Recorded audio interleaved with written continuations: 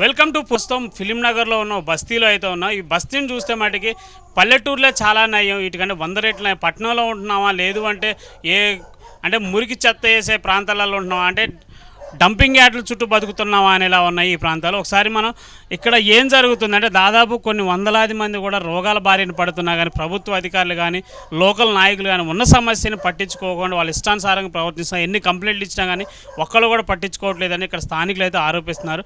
మరి ఈ స్థానికులనే ఒకసారి అడిగి తెలుసుకుంది, ఇక్కడ నివసించే వాళ్ళు అసలు ఏం జరుగుతుంది, ఎవరు వచ్చి పట్టించుకునే నాయకులు ఉన్నారా, లేదు అంటే అసలు మీరు ఎవరికైనా కంప్లైంట్ ఇచ్చారా లేదో ఒకసారి వాళ్ళని అడిగే ప్రయత్నం. బస్తీ అంటావా, ఇప్పుడు ఈ రోడ్ వేసి దగ్గర 15-16 సంవత్సరాలు అవుతుంది. ఇంతవరకు ఇక్కడ ఈ లైన్ రోడ్ లేదు అన్న. మనకి ఫిలిం నగర్ బస్తీలో ఎప్పుడు ఈ డ్రైనేజ్ సమస్య అనేది ఎప్పుడు కనపడుతూనే ఉంది. దీని ఇంతవరకు రిపేర్ చేసే ప్రయత్నాలు జరగట్లేదా? అసలు ఇప్పుడు వచ్చిన గవర్నమెంట్ కానీ అంత ముందుకున్న గవర్నమెంట్ కానీ ఈ డ్రైనేజ్ కలెక్షన్ అనేది ఈ కాలువ గురించి కానీ అసలు ఎవ్వరు పట్టించుకోరు.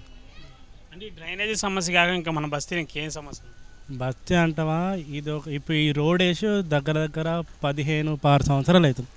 ఇంతవరకు ఇక్కడ ఈ లైన్ రోడ్ లేదు. ఇంకోటి మెయిన్ అంటే ఇక్కడ ఈ కలెక్షన్ ఇలాంటిది సేమ్ అలాంటి ఒక కాలువ అక్కడ ఉండే ఇక్కడ బస్ లీడర్ వాళ్ళు ఏదో చేపించి అక్కడ చేపించేశారు.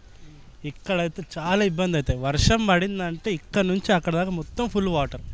ఇప్పుడు ఈ డ్రైనేజ్ వాటర్ కూడా వీళ్ళ ఇంట్లోకి వస్తే అక్కడ మొత్తం అది లోపల కింద లైన్ ఉంది, అది ఓపెన్ చేసి మంచిగా అక్కడ వేసినట్టే బ్రిడ్జ్ ఇక్కడ కూడా వేపిస్తే ఇది క్లియర్ ఉంటుంది. దాని తర్వాత ఈ లైన్ మొత్తం రోడ్ వేయాలన్న. ఈ లైన్ మొత్తం గుంతలు రోడ్ ఉంది. బస్తీ లీడర్లు ఉంటారు, అందరు ఉంటారు, కానీ ఎవ్వరు పట్టించుకోరు. మళ్ళీ ఈ బస్తీకి అసలు మా బస్తీకి లీడర్ ఉండి కూడా ఆయన కనీసం కార్పొరేటర్తోనన్నా మరి ఎమ్మెల్యే సార్తోన పీపిచ్చి ఈ చిన్న వర్క్స్ అయినా ఏం చేపారు. ఇంకోటి వచ్చేటి ఈ కాలువ ఉందా, ఈ కాలువ చుట్టుపక్క గోడ సరిగా ఉండదు. ఈ బస్సులో చాలామంది చిన్నపిల్లలు చాలామంది ఉన్నారు. ఇందులో కూడా చాలామంది వడ్డవాళ్ళు కూడా ఉన్నారు.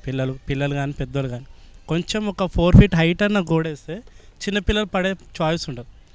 ఇంకోటి వచ్చేసి అటువైపు ఇటువైపు గోడ సరిగ్గా లేదు. ఈ లాస్ట్ టైం ఇది బ్రిడ్జ్ కూడా ఖరాబ్ అయితే అక్కడ వేరే వాళ్ళతో రిక్వెస్ట్ చేస్తే బ్రిడ్జ్ చేశారు. మెయిన్ ప్రాబ్లం ఏంటంటే వర్షాలు పడ్డదంటే పైన ఫిలిం నగర్ కాదు, అపోలో నుంచి వాటర్ ఇక్కడికి వస్తాయి, మా బస్తీలోకి వస్తాయి. ఈ బస్తీలోకి వచ్చినంటే ఇది ఫుల్ అయిపోయిందంటే అందరికి ఇళ్ళలో వాటర్ వచ్చేస్తాయి. ఈ లైను అక్కడ వాళ్ళకి కూడా అంటే జాగ్రత్త కోసం మరి జాలీలు కూడా పెట్టారు కదా. జాలీలు పెట్టారన్న. జాలీలు ఇప్పుడు ఏంది, ఇప్పుడు మళ్ళీ మేబీ 8 monthsకో 1 yearకి ఇది క్లీన్ చేస్తుంటారు. యాక్చువల్ ఆ పైన ఉన్న చెత్త అంతా తీస్తారు, అది తీయడానికి మళ్ళీ రిమూవ్ చేసేస్తారు. మళ్ళీ రిమూవ్ చేసినాక మళ్ళీ జాయింట్ చేయరు, మళ్ళీ ప్యాకేజ్ చేయరు. ఇప్పుడు చూడండి, ఇక్కడ ఓపెన్ ఉంది, అక్కడ ఓపెన్ ఉంది, ఆ మధ్యలో కూడా ఓపెన్ ఉంటుంది. అట్లా 8 monthsకి 1 yearకి ఇది క్లీన్ చేస్తారు. లీడర్లు కానీ కార్పొరేటర్లు కానీ ఎవరు వచ్చి చూడరు, ఎవ్వరు రారన్న. ఆ ఎలక్షన్ టైంలో ఒక్కసారి వస్తారు అంతే, ఓట్ల గురించి. ఇది మాత్రం వాస్తవం.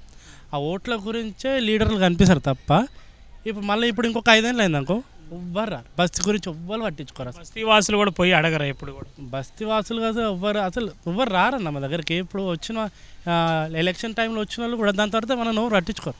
మనం పోయి అడిగినా కూడా response car. First of all మనం పోయి అడిగినా కానీ రెస్పాన్స్ కారు, ఏం పట్టించుకోరు మన గురించి. అది ఈ బస్సులో అయితే చాలా ప్రాబ్లమ్స్ ఉన్నాయి. ఫిలిం నగర్ కాదు, వర్షాలు పడితే మాత్రం అక్కడ టెంపుల్ ఉంది కదా, టెంపుల్ బ్యాక్ సైడ్ కూడా ఒక పెద్ద కాలువ ఉంటుంది.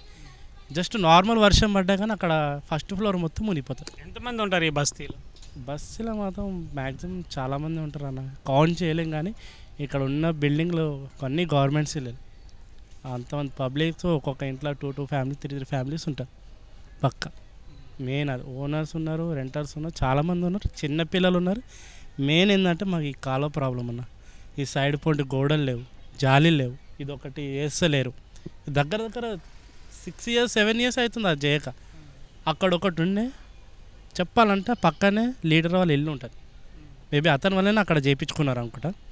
ఇక్కడ మాత్రం ఎవరు పట్టించుకోవట్లేదు అంతే. సీరియస్లీ అదే మెయిన్ కాన్సెప్ట్. అది కాలువ పక్కనే ఆ లీడర్ వాళ్ళ ఇల్లు ఉంది, మా బస్ లీడర్ ఇల్లు.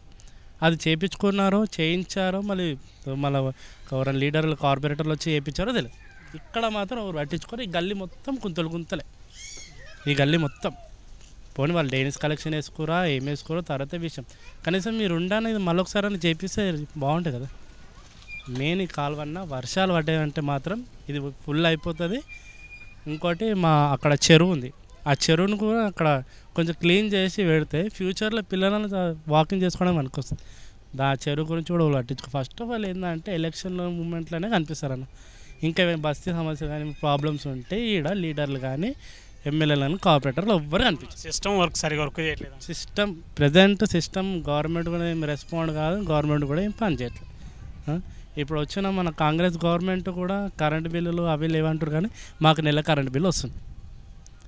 కొందరికి వస్తలేదు, కొందరికి వస్తుంది. అందరు ఫామ్ ఫిలప్ చేసినట్టు మేము కూడా ఫిలప్ చేసినాం, మాకు కరెంట్ బిల్ వస్తుంది. మొన్ననే వచ్చింది వాడు వచ్చి కరెంట్ కట్ చేస్తామని చెప్పేసి అంటారు. ఇప్పుడు 2000 అయితే బిల్లు కట్టాను, లేకపోతే కరెంట్ కట్ చేస్తాను అంటారు. ఏం గవర్నమెంట్ అన్నా, గవర్నమెంట్లో ఉన్న వాళ్ళన్నా పని చేయాలి, లేకపోతే చుట్టుపక్కల ఉన్న రెస్పాండెంట్ అయినా చెప్పాలి. ఏది చెప్పకపోతే మన బస్సును పట్టించుకోడు, మన హైదరాబాద్ కూడా పట్టించుకోడు.